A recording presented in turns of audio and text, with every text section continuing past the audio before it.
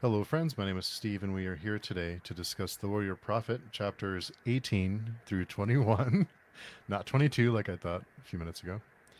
So, it is my first time reading this series, and I'm joined by Katerina and Daniel. They are rereading it, but I'll let them introduce themselves. Katerina, will you start us off with an introduction?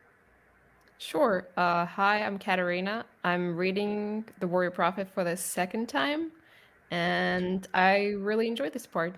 Things are finally starting to happen. And we got to spend some time in the desert, which, always a good thing. And I'm Daniel. I've read The Second Apocalypse a couple times, so I'm a little bit ahead of these guys. A little bit. Yeah. Yeah. I see a little further. You see a lot further. So, going along, and like you mentioned, Katerina, things are happening now. So, it feels like we're getting some movement. What did you all think about these chapters? Not all at once. Um, I mean, I've been enjoying the book, but I will say I've not been really excited until we started reading part three. Hmm. The whole the whole section where they go through the desert is that's one of the most memorable moments from the book for me from the first time I read it. And not just because I love deserts, but the ordeal, everything they go through, the attacks when they're looking for the water, when the ships get burned down, and they finally get out and they get hit by a plague. It's like it's such a monumental event, such a journey. And like two-thirds of them die. I think it's like 300,000 people start Um, off, and then like 100,000 make it to all the way through the desert. It's insane. yeah, it was on page 412 in my copy. It was 200,000 dead. Yeah, I'm just imagining like all those skeletons scattered along the desert, along the trail. It's insane. I think they ended up calling it the Trail of Skulls, and they said when they got out that they weren't in Rithi anymore. They were like changed. It described all of them wearing canine like clothing and riding canine horses.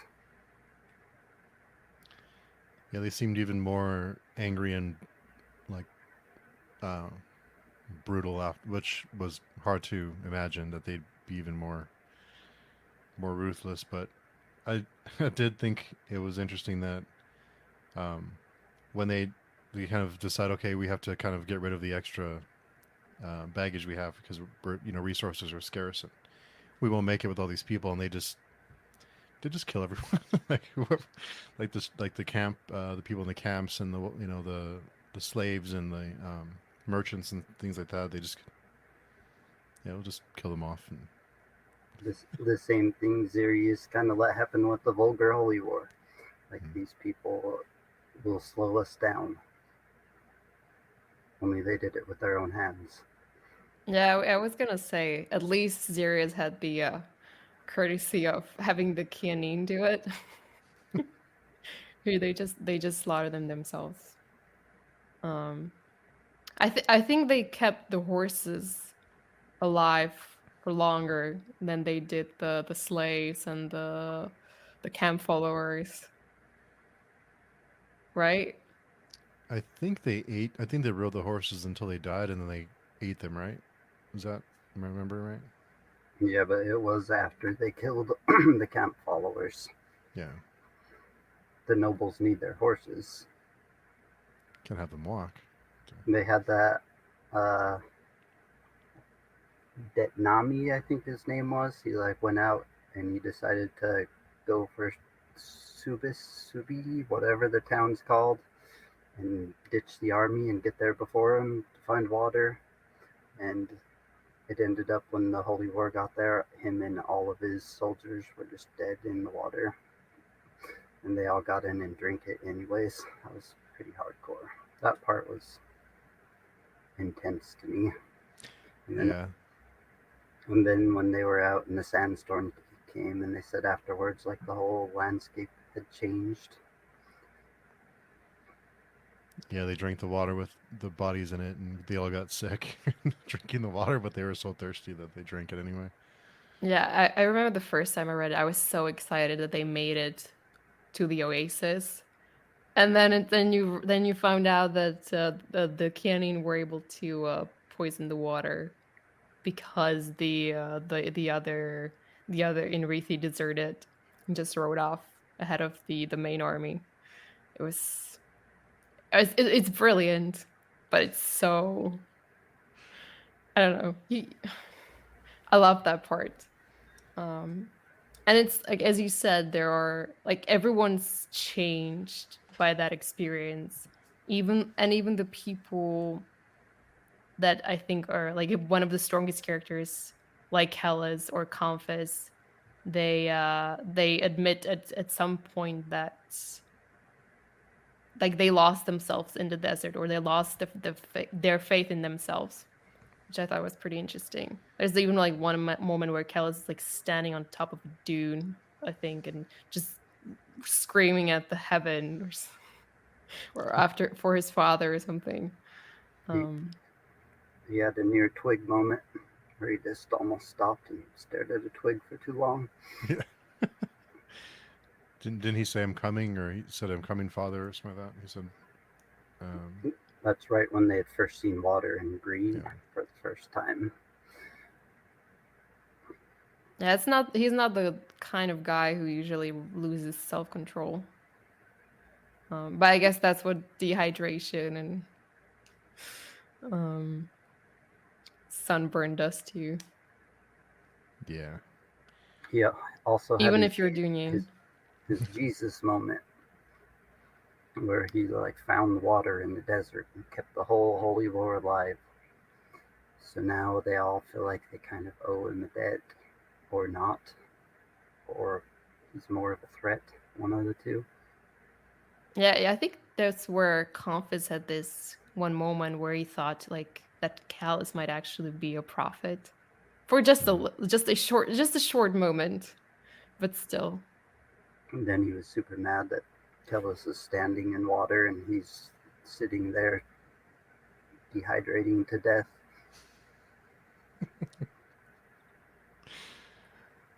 Yeah, there's a few. It's only been we haven't known Kellis for that long, but there were a couple of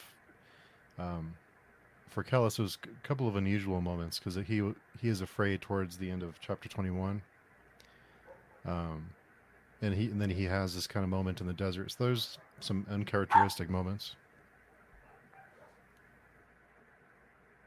Yeah, I mean, he is a Junyin, but there are, as you say, there are some moments where he's at a loss or he feels just a little bit of human emotion that you wouldn't necessarily expect from him. He's had a couple of moments like that throughout the two books we read. Did that really happen with the Crusades? Did they have a on their journey? Was there an event like this? Do either of you know? I haven't looked it up, but I wonder I if don't this is know. history or. I don't know if it was in the Crusades, but it certainly happened before. Both heat and cold. I can remember a time where like a whole entire army just died in the cold once too. No, I'm not sure. I don't recall if the journey through the desert is based on the Crusades. I mean, I would assume so because they had to cross the desert. But the Battle of Coruscant for sure is. It's almost like 1-to-1 the siege and the Battle of Antioch. But if you, I would, you can totally go look it up. But I would suggest you do it after we finish the Warrior Prophet, because it might spoil some things for you. Okay, we'll do that after next week. So there was a couple of things. We get back to Akamian, and he's being tortured, and there were a few moments when I thought he wouldn't survive. So I started to wonder if he would, if I'd misinterpreted something with the little blurbs in the other chapters about him writing some books after these events. But there was something with when they come to rescue him. He does say, when he looks at him, he does say, I know not this man," on page 414. But so I wondered if that was a skin spy because he didn't It's recognize him. if like in the whole chapter, it talks about him being tortured and how the mandate escape like their torture techniques and won't give up the Gnosis because it's not them being tortured. They're like a coin with two sides, and Seswatha is the other side, and Seswatha knows not that man. So in Hmm. like the thralls of the torture, Seswatha is like saying, "Don't say anything. The Oh, okay. Gnosis is worth more than your life." It's like his dream screaming at him, kind Yeah, it's like a mental defense mechanism, I would say. of. But Seswatha built in. Because when Akamian dreams, he like dreams of everyone he loves dying, basically. He cries for them, wakes up crying. That's why nights are so bad. They used to be so much worse than the reality, but now it's kind of changing. Okay, yeah, I was a little bit confused on that part, so that makes sense. That whole section makes a lot more sense now. And then in the last section, when Akamian it says yells two words, did you get that eventually? Yells two words. That was In the last week. previous part, yeah. Oh, I don't remember, to be honest. Because when Akamian wanted to test Kellis, he brought out the Waffy doll and he wrote down two words for Kellis to say that aren't magic cants that like you can say with, and it still like was extremely torturing to him, I guess, and he passed out from it. But it Mm-hmm. wasn't like full magic. It just called his little Waffy doll with a knife hand to him. And then we got a cool chapter that was like from a cat's view. And the cat's like, "Oh, what's that weird little thing right there?" Yeah. The cat goes over and decides he just wants to play with it, and taste some blood, and then the Waffy doll ended up having a knife. Was Good I old the fatty. only one who was so sad that the cat died? Probably. I was, yeah, I don't know. You have to understand, I love deserts and I love cats. So it made me that short paragraph made me very sad. More than the 200,000 people dying in the desert. I thought that was really crazy that we got like a viewpoint of a cat, a little paragraph from behind the eyes. It's like talked about how he'd stalked the area for 4 years or something, just killing rats and surviving, and then he bit into a cloth. Yeah. And Yeah. got stabbed by a voodoo doll. And The then the doll. little voodoo doll made it to Akamian and scratched off the Ubuntu circle or whatever it was called. And Akamian started getting his vengeance. Yeah, that was a neat. After Zenimus lost his eyes, I guess, because Seswatha knew not that man. Yeah, what did you think of Zainemus's plan? Like you have to command his bravery, but in terms of strategy, I didn't think it was very wise or well thought out. No, it kind of seemed like he was in over his head a little bit. He didn't really know what he's getting into. But his losing his eye was was pretty good. that reminds me of a comment we had on one of the videos I forgot to mention a couple of weeks ago. Averill Graves mentioned Daniel's pot shots at Akamian's crappy spine abilities cracks me up every time. So reminded me of that. He is not good. He's a good teacher, though, maybe. Or maybe he'll end up being a crappy teacher, too. It's all about how you measure it. According to the mandate, he's a real crappy teacher because he hasn't, like, converted one real spy, got one real resource. Yeah, I suppose you could say it about his students as well. Yeah. He's not been very successful at converting his students either. Yep. Yeah. But yeah, maybe you can maybe Zainemus's lack of planning can be attributed to his. I guess he's someone who's not really had many dealings with sorcerers apart from Akamian. And I think to most people, Akamian seems very benign. Like he gives the impression of someone harmless, which I think after these 4 chapters we found out he's most certainly not, considering the destruction he wrought on Iothea. He was mad. I think he's a guy with just kind of like a beer belly. Doesn't look anything like a sorcerer. That's what they say. So it was cool to watch the angry mandate against a couple of real scared Scarlet Spires. And the Yokus, I think, called, what was it, a Bastrag? No. A Cyfrank? Yeah, Sifring, which is like some old demon. And Akamian still killed it, which is pretty crazy. Means he's pretty powerful. Yeah, the was it on page 423, vengeance roamed the halls of the compound like a god. That was pretty neat to see Akamian kind of flex his muscles a little bit. Death came swirling down. I always see that now since you both mentioned it.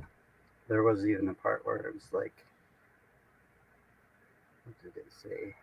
Like many deaths, or what was it? I think I tabbed it.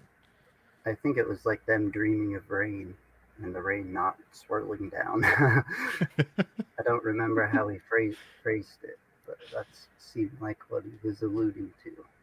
Well, rain not swirling down implies death in the desert, so I guess it fits. Yeah. And And yeah. then Akka kind of has trouble with Zenimus now that Zenimus just only sees black and is a drunk, sad fool for being a fool and just running into the Scarlet Spires with nothing. And it doesn't seem like their relationship is going to go very good. Yeah, for me it's not the it's not the fact that Zynemus lost his eyes that's so horrifying. It's what it did to him personality wise. And we kind of see it here, and I think we're gonna see more of it later on. How he's completely, I guess, I mean, it's not just that he lost his sight; it's also, I guess, the trauma of being held captive and interrogated, tortured. But it's like it's pretty astounding to see how someone who seems so strong can now be so weak and not being able to overcome his disability, or at least to come to some sort of some sense, have some sense of peace with his condition. Even before he had lost his eyes, they like brought him in front of Akamian, and he begged Akamian to just tell them everything. So he was already like completely emotionally broken. He had ratted everyone he loved out as much as he could to save himself already at that point, and it didn't work. So he's also struggling with that, the fact that he like betrayed everything. And there was another, I don't remember if it was this book or the book before, but it had talked about how like when they go in and torture you, they can like change you.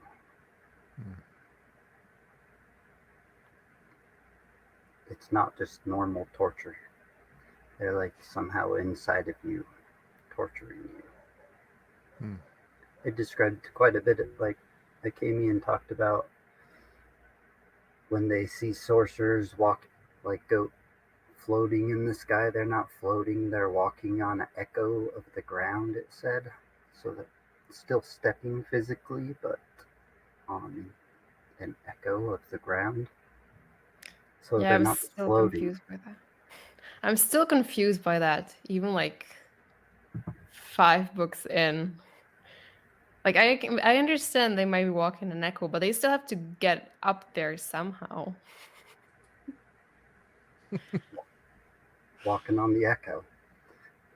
I think of video games. I can't remember any specific ones, but definitely video games I played where you had to just like jump on imaginary things floating in the sky, walking on Hmm. echoes. Hmm. Okay, I'll just picture a video game next time. Just imagine someone walking up imaginary steps. I think that's kind of more what it's like. They don't just float; they have to like walk up. Hmm. Which I guess means they can also fall off. Yeah, because it's an echo of the ground. So if the ground beneath them falls, then they lose their footing, I think. Yeah, I think that's the idea. That's why you see them fall out of the sky sometimes in the middle of battles, and why Ukrainian tries to destroy what's around them in the ground in order to kill them a lot of times. He killed what, 5 Scarlet Spires and 150 of their like infantry. He's pretty mad, and he still says that Zenimus will see fire even though he can't see. Maybe he said there'll be fire. Hmm. Oh, I didn't notice that he said that Akamian said that they would see or that he would see fire. That's quite insensitive. Maybe he thought about saying see. One point he did, and he didn't say it. I remember that. Hmm. Yeah, but the scarlet spires seem to be dying off like flies.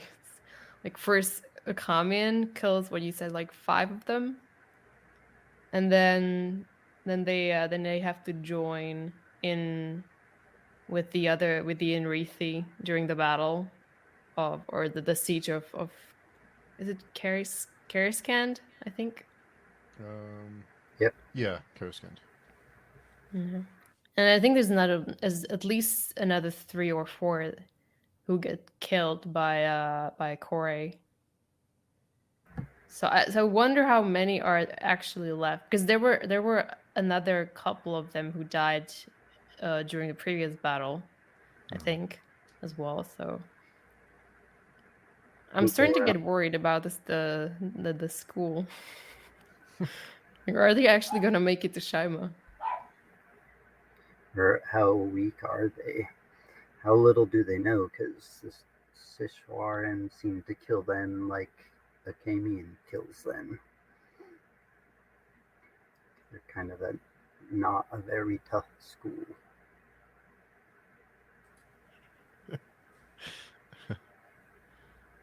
And my guess is they're at like 100 people now, 90. The Sishwaran are maybe close to the same. But then we learn there's like a hidden sect of the Sishwarim that are call themselves Dunyan. Yeah, I think this was our final like if we didn't know before, now we have a confirmation that Moengus is one of the Gisharm or Sisharm. I don't know how to pronounce the name of the school. And Moengus sends a message to Callus through one of his underlings, which if I remember correctly, was just that Callus should follow or is following the shortest path. But then Yeah. he alluded to the thousandfold thought. Soon Oh, you would right. realize the thousandfold thoughts. Is this the Yeah. first time we hear about the thousandfold thought? Yes. I think so, yeah. On page 476, it says, I bear a message from your father. He says, you walk the shortest path. Soon you will grasp the thousandfold thought.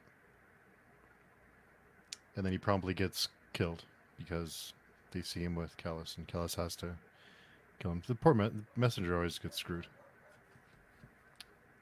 Yeah, I think Callus has to maintain appearances. It would probably look suspicious if he just let a Sisharm walk free.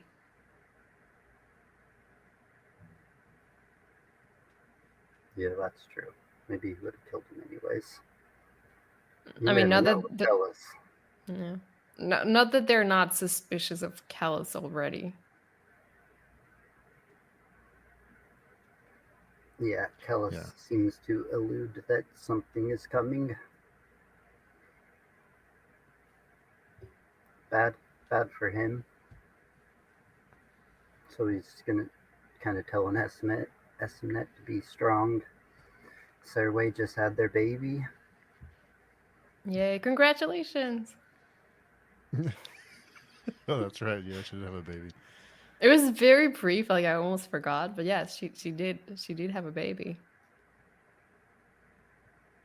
Amidst a plague.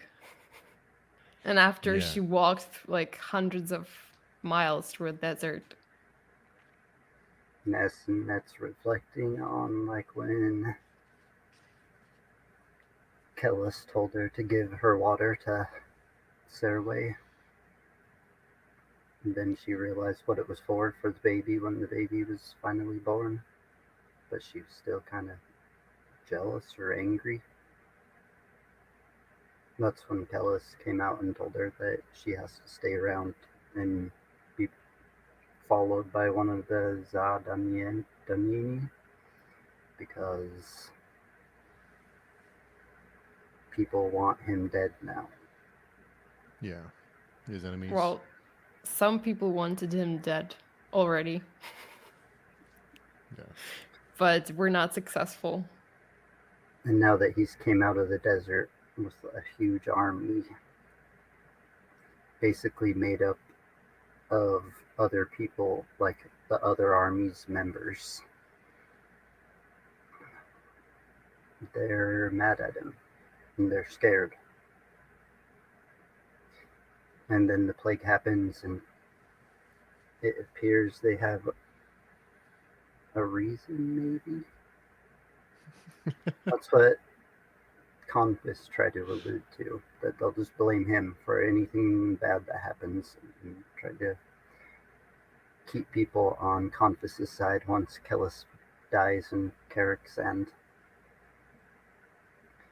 But instead he did like some Dunyang parkour through the city, jumping, running across roofs, jumping through places, not even attacking them, just trying to survive. And then he realizes they need sight more than he needs sight. So he finds a dark place and just kills them all. All except one, Sarsalis. Sarsalis, is he 2.0 or 3.0 by now? I think it's still 1.0. Because he died, right? He died and then he came back. Well, do you count the original one or not? Like the human Sarsalis? Yeah, I think so, right? not to count the Well, originals, but Oh, he's on the. and he's still 2.0 then. no, then he's 3.0. He said that he's tasted both of his peaches. Means he's been around for a long time. I thought he meant he had been with Surway and Espinette. Is the way I right? Is that so? That's the same Yeah. one. Okay. I don't, but I'm pretty sure he died at the battle Yeah, at he died right, Mangetta. and then his body was kind of like thrown into or what exactly happened? He came back, but he was dead for a Yeah, little bit. I think he got replaced. At least that's what I got from the first battle. But it's true that if he says that he slept with Esmanette, then it's suspicious. Maybe it's a plot hole. But I Maybe think maybe I he was think the other the time when she was in like the square. Unless it's like like a consciousness that just carries on from body to body, and it's still the same, just a different body, but same. I don't know. What did you think about the part where Kellis is analyzing the skin Spice head he cuts off? And he wraps it in his cloak and carries it around.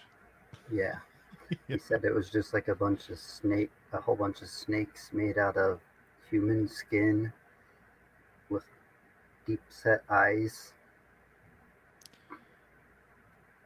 That was the human skin in the prologue. What didn't the non-man have a? He had a cloak of faces, right? That's what I'm thinking of. Yeah, everyone yeah. he killed, he just took their face and stretched it. They have lots of books that are wrapped with human skin that from like the 1500s, 1600s. It was a thing they did. Wow. History's dark. Yeah, it is. History is grimdark, right? Half. It's half grimdark. Yeah, half I horror. guess you could consider a extreme form of recycling.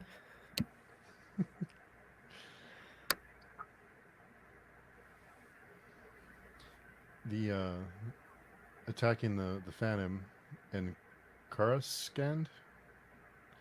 That was pretty eventful. They kept trying to get in, and um, they held them off for a little while. Their defense was okay for a little while. I think their defense was more than fine, but they got Mhm. betrayed, right? Yeah. By some guy who was he one of the guards? I think one of the guards responsible for guarding the one of the gates or one of the towers. Mm-hmm. He let them in, and then they massacred everyone. I think that was probably one of the most brutal and darkest moments or scenes we've read so far. And like you can I can kind of understand the anger that the Inriti have after having gone through the whole desert and then plague and then being stuck at the walls, having to besiege the city. But still, it's in like when you like just reading about the brutalities and how they treated the people in the city once they got in. It was not a comfortable read. Yeah, they did that as soon as they got out of the desert. No one lived. Not even an animal, I don't think they've let live so far. They're pretty mad. And then Terex and like almost stopped them. They had flash floods killing a bunch of people. Everything was getting soggy. Everyone was just sick and kind of grumpy. Having a And Yeah, then case of the Mondays. it's ironic that like you finally make it out of the desert and then you almost get killed by rain again. and Katerina's favorite friend saves the day. jumps in Carrick's and takes the city for his own. What a guy, right? Such a So great character. greedy. So greedy. Like, he doesn't do it for the faith or for the other Enrithi. He does it because he wants to be king of something. But while he was trying to do it, I think Confis tries to sneak in and get over the Citadel of the Dog and take that for his own. And then that's when the Siswarim and the Scarlet Spires destroy half the city, probably at least. Yeah, I think they destroyed a good portion of it, right? At least the Citadel. Hmm. The way it described the city was pretty cool. Like it was 9 hills behind some mountains, kind of. And there was 5 hills in a circle. And there was a place, what did they call it? The pit. That also burnt down. So there's a couple different fires all throughout the city at the moment. And everything else dead.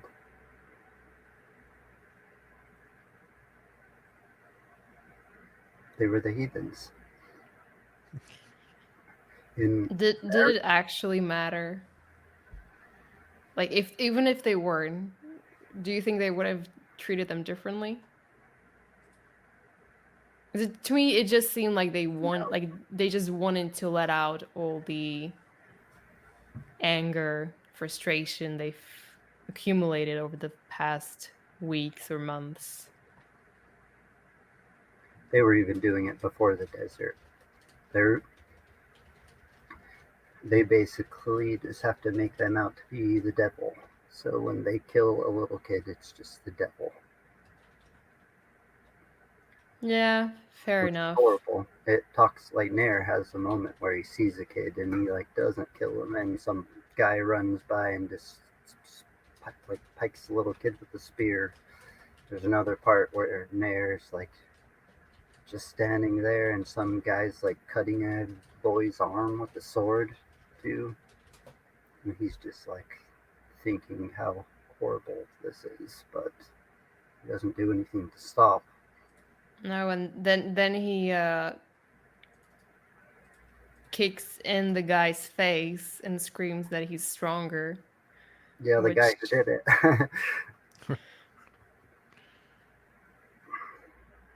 And then I think it was followed up by a couple paragraphs where he's like kind of thinks he's coming out of a fog. I forgot how it described it, but he's like, what did it say? He had like lost himself to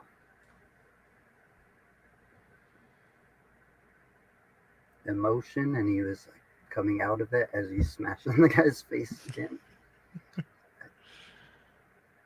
Because he talked about after the war how he kind of just like fled from the battle and just went on a rampage, had no control over his actions, and now finally, after he's in Kazakhstan bashing this Enrithi guy's skull, he's like, "I'm in control again."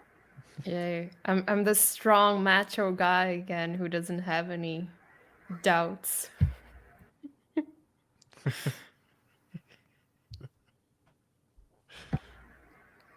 self recriminations. Life's easy again. Yeah, but I mean, it's nice to have Nayor back after the mental breakdown he went through last time. It was interesting to see him come into clarity about Serway and like his actions, because it talked about how when he would see Kellis like doing one thing, he would lash out and do the exact opposite. And it was like it was Kellis coaxing that out of him in order to win Serway over.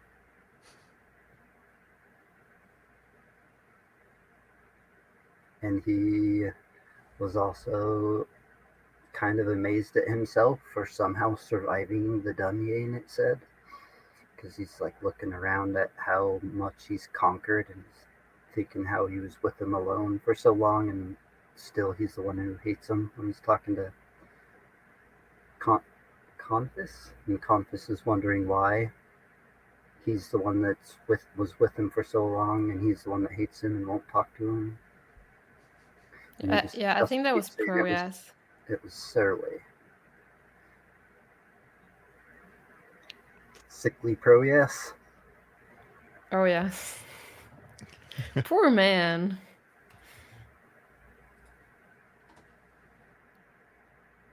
Proyas, who had to be carried from the desert by Neor, and then he almost dies of plague.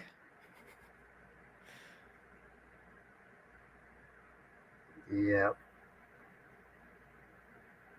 Seems like he'll be changed too. If he makes it. If he makes it, he'll be a changed person as well. He seemed a little bit defeated.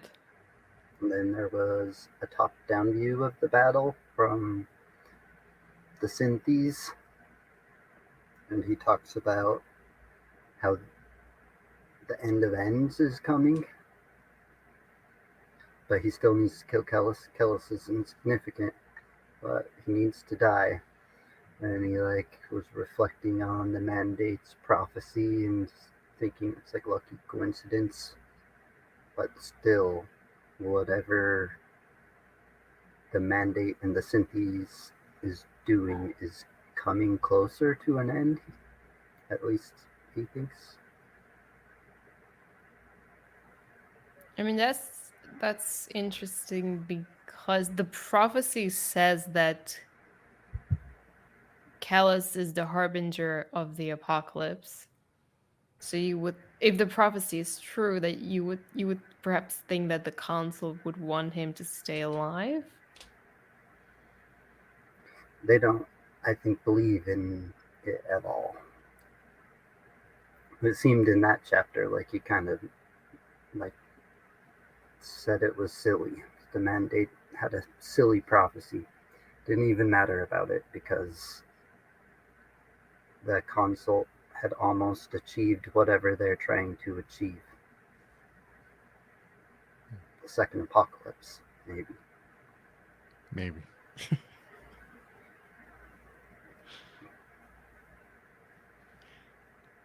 I think some of it isn't as suspenseful because we know the name of the second series, so it's kind of fill in the blanks a little bit.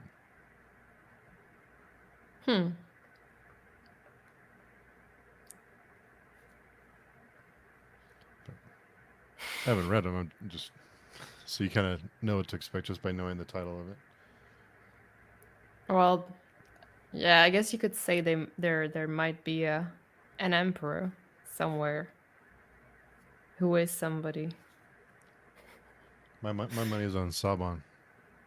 He seems to pull through in the end always so He far. seems like the most qualified. I don't know. Oh, man. I do feel for Akka because he's kind of using Espinette as a way to survive, and he's missing her, and he's thinking about her and wants to get back to her and hoping she's alive. And Kellis will take care of her, and she's alive because Kellis is with her. And little does he know. Well, she is alive, and he did take care of her. Well, he also took her water away, so that's disputable. Yeah, oh, he's taking care of her all right. So that's Yeah. going to be an interesting reunion. And she threw her contraceptive magic armband or her contraceptive magic thing into the desert for Kellis. So Or just because she's not one of them anymore. Yeah, it's a sad situation. I don't know how long Akamian was gone for exactly. Had to be I think they a mentioned month. it. Was it? It was like a few weeks, I think. Yeah, or a little while. But he shouldn't have left in the first place. But he always seems to mess things up I with get her. where Academian's coming from and where SMNet's coming from. I get it, but people are going to be mad still, probably. I forgot what exactly it said. It said that SMNet had his heart and Kellis had his, like, faith or hope, mind. I think, if I remember correctly, it was something like Esmenid would save his heart, or would be his hope, and Callus would save the world. I think. That sounds right. So he's going to lose all hope and decide if he still wants to save the world. Yeah, I guess that's the dilemma.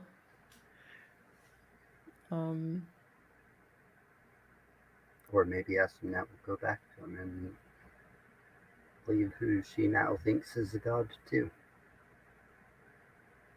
Yeah, it's kind. I don't know if it's clear to what extent she's just being brainwashed by Kellis, and to what extent she's already given up on Akami and moved on, or if her if her feelings for Kellis are based in reality. It's kind of muddled, and I don't know if Esmenet knows what she feels exactly and why she feels that way.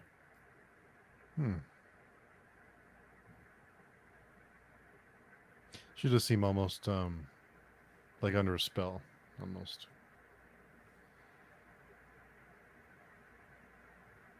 They all are. Yeah.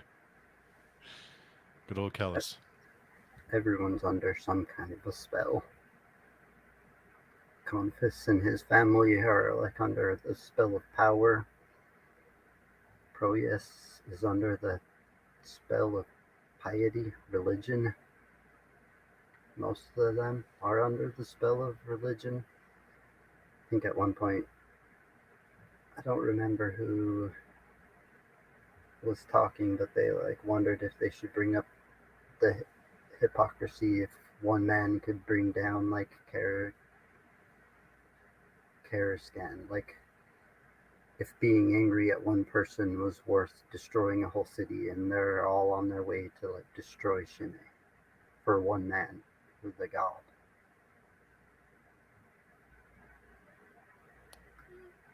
Yeah, I think I think that's when was it from when Proyas was talking to Saban about Saban like getting Proyas's guarantee that he would become king of Kariskan if he was able to get through the walls, right? Yeah, it was right around there. I think it might have Mm. been Mayor thinking it while they were walking, while they were talking. Yeah, right. Yeah, I think right now I remember Proyas was questioning whether there actually was someone in Kariskan who would betray the city just for the opportunity to avenge himself on the what's his name Imbayan, the Sapadisha of Kariskan, or the area where Kariskan is located. And Nair was like, I can certainly think of one man I hate that much that I would sacrifice a city for. I think there may be two people that. Well, I guess no. Well, I guess he hates Moing more than Kellis. Yeah, I think Moeing is probably number one on his list. I don't know, maybe not. I mean, he's certainly done things to accommodate Kellis just so that he could get closer to Moangas. So Nair seems to always realize after he gets what he wants that he was chasing something else. It's like what he's always doing, it seems like. Now he kind of thinks of, was it Proteus as a friend? Which is weird. And even though he was all sickly and pale, he still thought he was regal.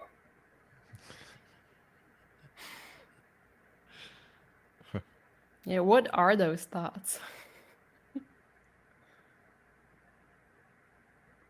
They all came out of the desert changed. Yeah, I think Nair was the only one who said he actually enjoyed his time in the desert. Yeah, Like it made things simpler for him. he said it was better than the steppe, I think. Yeah, it was truly treckless. And we had Confis call together all the great names, excluding anyone who likes Kellis. Yeah, they're starting to move against him, right? Again. Just to, do something. Well, I think the plan was that Cercellus would assassinate Kellis and then Confis would take over, right? But same as with the assassinations attempted by by Confis, the skin spies also failed. So I guess they'll have to come up with a different plan. And we still don't know how many skin spies there are. I just know that Kellis killed a bunch of them. But probably if like a sorcerer's worth 1,000 soldiers, then the skin spies are close to the same. They're all way better spies than Akamian.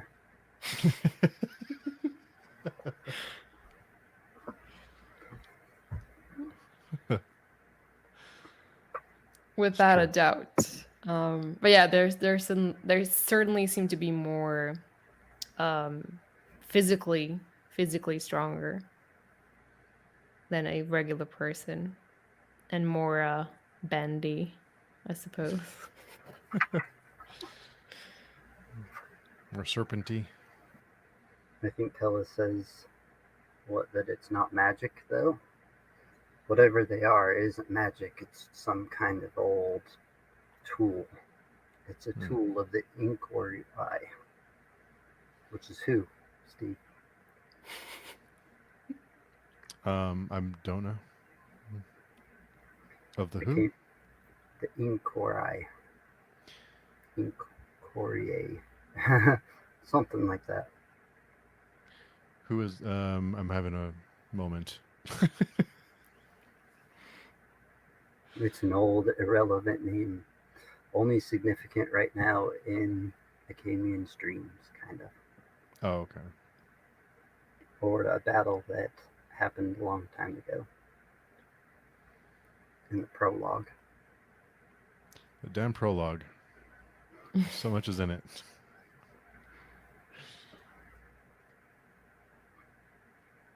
Yeah, but the Synthes, I think, mentioned that it was one of the Inkroi or Inkrai.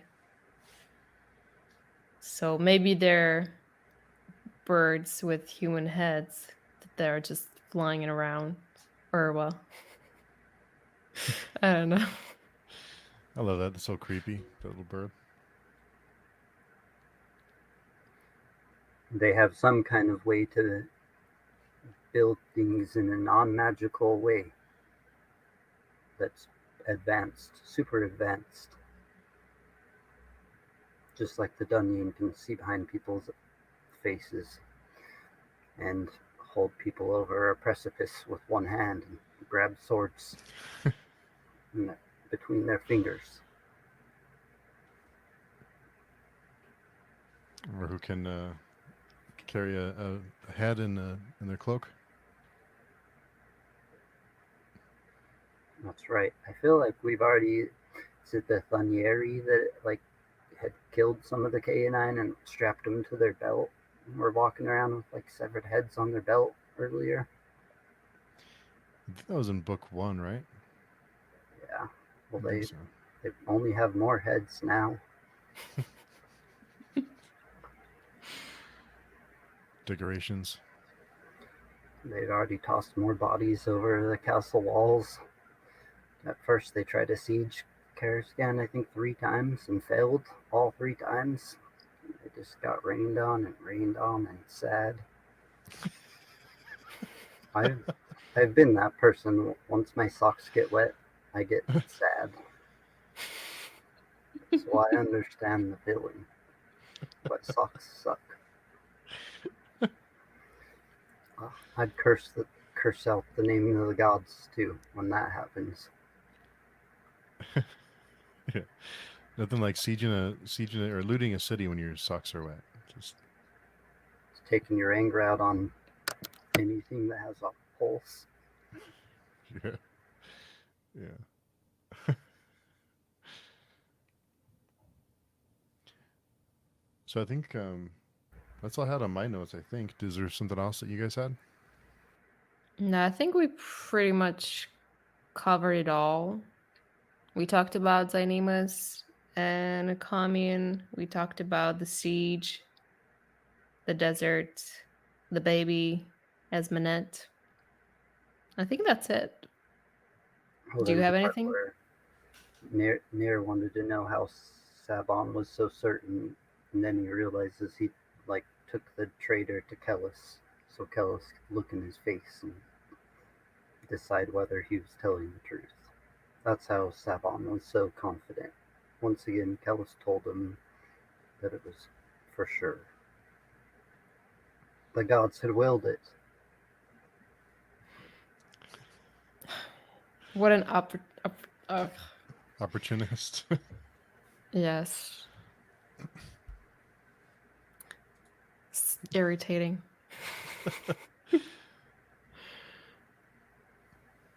And then we had Scaris, or Kaskmandari, is that his name? Is that The the leader of the Sapitcha, the leader of is the it K9. yeah, was it Patiraja? Something like Yeah, that. he was coming Hmm. to help, and then seen all the smoke and thought it was like a signal to send help, and realized that There was no one left to help. yeah, all was lost.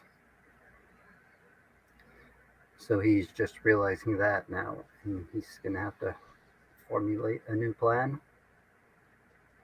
They also had the most brilliant naval defeat in K9 history, it said, when they crushed the water boat, all the boats carrying the water for the trip across the desert, and it came in like, and Zenimus like flowed across it. Talked about how every single person died. It's just full of seagulls and what looks like beached seals that are People. burnt boats, and people.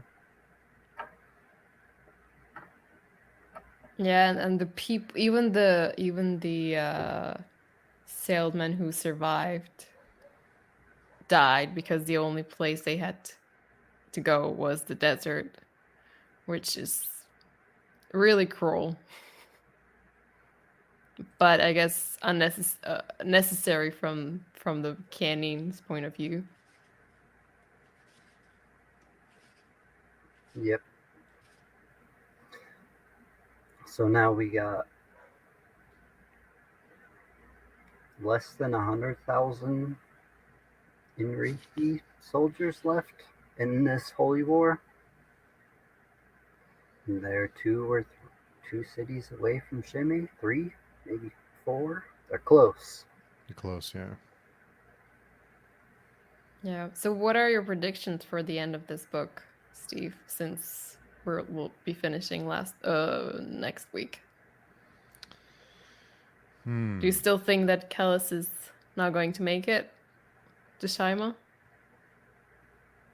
I don't know. I honestly don't know what to expect anymore. I think I don't think we'll have many. I think it'll probably all come together in the third book, but with this one, I expect not too many resolutions going into the third one. Just more questions. Yeah, sounds about right. But I do expect the third book to be pretty eventful. I think I'm hoping that all this pays off, at least in some way.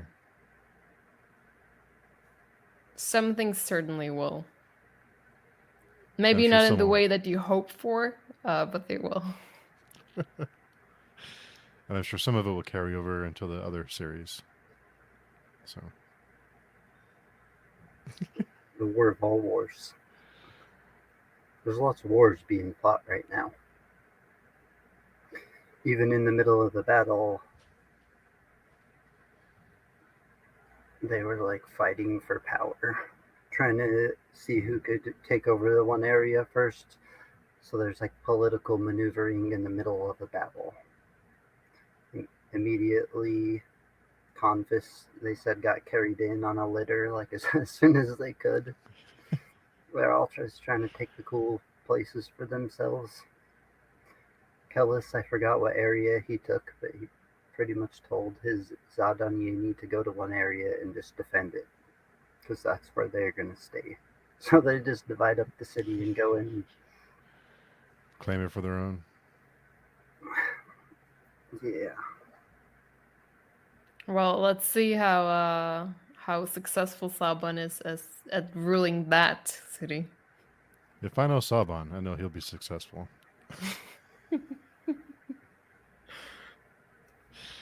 Yeah, it'll be good. Good to see. I think, yeah,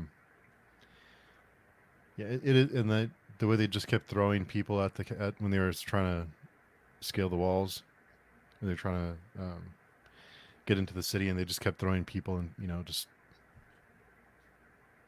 disposable. Compared That's kind to of the way it is, right? I think the desert took half of the holy men. Half of the original war got murdered just by heat. Dysentery from drinking bloody water and then trying to walk for 3 days afterwards. I guess if you're thirsty enough. It was pretty rough when it was describing just how everyone died of dysentery and there's just shit everywhere and they're all just the smell and the thought of being there is horrible. The rain sounds kind of good, but then you don't want it washing all over your feet. Just Especially in didn't the back. sound like a good time. Kellis said it's transferred through lice, so they all just have lice now, transferring whatever this new disease is. Been fun. Fun road trip. And we'll see how it ends next week, I guess. Yeah, we'll see. So next week we'll do the rest of these chapters, finish off this book, and then we'll be taking a 2-week break between book 2 and 3. So just so everyone's, for those of you listening on the podcast, there'll be a 2-week break, and then on YouTube there probably won't be a break because YouTube's a couple weeks behind. So be good. Awesome. Yeah. I always wonder if there was enough for us to talk about in these few chapters, and then we end up talking for over an hour about it. So lots of stuff happening, and lots of stuff I missed too. I just don't pick up on. Yeah, I think this is where things are starting to get really good. So you have more to look forward to next week, I think. I definitely wanted to just keep reading right when it was over, but I have other books to read immediately, so we'll see. Yeah, we'll see. Well, cool. So, Katerina, if someone wants to connect with you, where's the best place to find you? You can find me on the Patreon forum, and I'm also on Instagram at the Errand. Oh, and Daniel, do you want to be contacted, or would you rather not? Not be. Just come to Omegle. I'll be on Omegle. You'll find me for sure. Omegle. What is that? I never heard of that. It's like a random chat thing where you just get connected with strangers. So they'll never get connected with me. I don't even use it. But Why would you want to get connected with strangers? I'll send you the link. You guys can see. Everyone else, don't find me on Omegle. You'll find bad things there, probably. Huh. Interesting. No, I'm curious. Strange. Cool. So, if someone gets lucky enough to find you on Omegle, they'll mention the podcast and talk about Baker and the books. Be a good Yeah. icebreaker. Yeah. Cool. All right. Thanks everybody for hanging with us, and next week we'll finish off the Warrior Prophet. So see everyone next week.